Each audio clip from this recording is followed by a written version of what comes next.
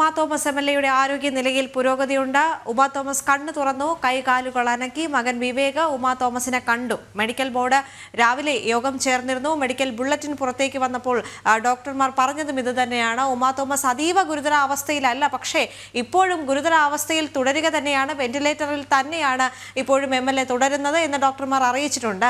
സുധീഷ് ഗോപാൽ അവിടെ നിന്ന് ചേരുന്നുണ്ട്. സുധീഷ്, ഏറ്റവും പുതിയ അപ്ഡേറ്റുകളുടെ അടിസ്ഥാനത്തിൽ പറയുകയാണെങ്കിൽ ഡോക്ടർമാർ പറയുന്നത് ഗുരുതരാവസ്ഥയിൽ എന്ന ഒരു കാര്യം മറച്ചു വെക്കുന്നില്ല. കാരണം ഗുരുതരാവസ്ഥ തന്നെയാണ്, പക്ഷെ അതീവ ഗുരുതരാവസ്ഥ എന്ന് പറയുന്ന നിലയിൽ നിന്ന് ഉമാ തോമസ് റിക്കവർ ആകുന്നുണ്ട്. മകൻ അവിടെ എത്തി സംസാരിച്ചപ്പോഴെല്ലാം പ്രതികരിക്കുന്നുണ്ടായിരുന്നു. മാത്രവുമല്ല, നേരിയ പുരോഗതി പല ഭാഗങ്ങളിലും ഉണ്ടാകുന്നുണ്ട് എന്ന് തന്നെയാണ് ഡോക്ടർമാർ അറിയിക്കുന്നത്, അല്ലേ?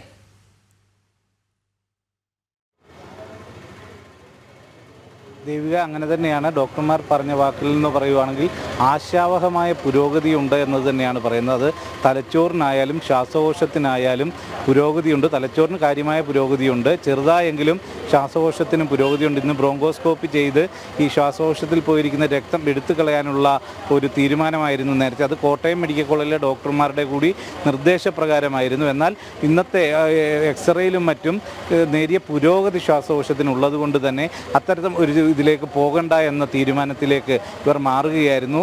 ഇന്ന് രാവിലെ സഡേറ്റീവ്സും മറ്റും കുറച്ചുകൊണ്ടാണ് മക്കളെ കയറ്റി കാണിച്ചത്. അപ്പോൾ പറയുന്നതിനോടൊക്കെ കൃത്യമായി പ്രതികരിക്കുന്നുണ്ടായിരുന്നു. അപ്പോൾ തലച്ചോറിനുള്ള ക്ഷതം അതിൻ്റെ നേരത്തേതിൽ നിന്നും കാര്യമായ മാറ്റം ഉണ്ടായിട്ടുണ്ട്, പുരോഗതി ഉണ്ടായിട്ടുണ്ട്. അത് ഒരു അപകടകരമായ അവസ്ഥയിലല്ല എന്ന് തന്നെ പറയാൻ സാധിക്കും. ഇതേ സാഹചര്യത്തിൽ ശ്വാസകോശത്തിന് ഇൻഫെക്ഷൻ ഉണ്ടാവാതെ സൂക്ഷിക്കുക എന്നതാണ് ഏറ്റവും പ്രധാനം. ആന്റിബയോട്ടിക്കുകളോട് പ്രതികരിക്കുന്നുണ്ട്.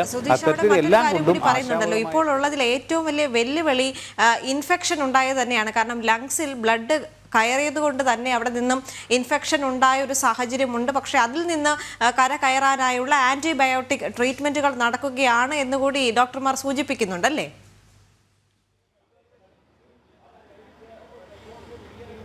ദേവിക, അങ്ങനെ തന്നെയാണ്. അത്തരത്തിൽ ആ രക്തം ശ്വാസകോശത്തിലേക്ക് പോയ രക്തം പൂർണ്ണമായും മാറണം. അതിനുള്ള ചികിത്സയാണ് ഇപ്പോൾ നടന്നുകൊണ്ടിരിക്കുന്നത്. അതിൽ ഇപ്പോൾ നേരിയ പുരോഗതി ഉണ്ട് എന്ന് പറയുമ്പോൾ ആൻറ്റിബയോട്ടിക്കുകളോടെല്ലാം തന്നെ അത് കാര്യമായുള്ള പ്രതികരണം ഉണ്ടാവുന്നുണ്ട്. അത് വളരെ ആശാവഹമാണ് എന്നത് തന്നെയാണ് പറയുന്നത്. എന്നാൽ വെന്റിലേറ്ററിൻ്റെ സഹായം തുടരുക തന്നെ ചെയ്യും. അത് എപ്പോൾ മാറ്റാൻ പറ്റും എന്നത് പരിശോധിച്ച് വരികയാണ്. അതോടൊപ്പം തന്നെ സഡേറ്റീവ്സും പതിയെ കുറച്ചു കൊണ്ടുവന്ന് അതിൽ പൂർണ്ണമായും മാറ്റാനുള്ള ശ്രമമാണ് നടക്കുന്നത്. സംസാരിക്കാൻ ഇപ്പോഴും പറ്റുന്നില്ല. അത് വായിൽ കൂടി ട്യൂബും മറ്റും ഇട്ടിരിക്കുന്നതുകൊണ്ടാണ്. മറ്റു രീതിയിൽ എല്ലാ തരത്തിലും പറയുന്നതിനോടെല്ലാം തന്നെ കൃത്യമായി പ്രതികരിക്കുന്ന ഒരു സാഹചര്യവുമുണ്ട്. അതുകൊണ്ട് തന്നെ ആശാവഹമായ പുരോഗതിയാണ്. എന്നാൽ അപകടനില തരണം ചെയ്തു എന്ന് പറയാറായിട്ടില്ല എന്നതാണ് വ്യക്തമാക്കുന്നത്. അതിൻ്റെ പ്രധാന കാരണം ഈ ശ്വാസകോശത്തിലുള്ള ഇൻഫെക്ഷനും മറ്റും അത് അണുബാധ വർദ്ധിക്കുകയാണെങ്കിൽ മാത്രമാണ് ഒരു റിസ്കിലേക്ക് പോകുന്നത്. നിലവിലെ സാഹചര്യത്തിൽ അതിനുള്ള സാധ്യത തള്ളിക്കളയാനും കഴിയില്ല. അതുകൊണ്ട് തന്നെയാണ് ആ ഒരു അപകടനില എന്ന ഒരു സാഹചര്യം നിലനിൽക്കുന്നു എന്ന് പറയുന്നത്. എന്നാൽ ഇതുവരെയുള്ള ട്രീറ്റ്മെൻറ്റിലും മറ്റും പുരോഗതി ഉണ്ട് എന്നത് ഏറെ ആശ്വാസകരമായി തന്നെ നമുക്ക് കണക്കാക്കാനും കഴിയും. ദേവിക, ശരി. സുധീഷ് ഗോപാലാണ് കൊച്ചിയിൽ നിന്നുള്ള വിവരങ്ങൾ നൽകിയത്.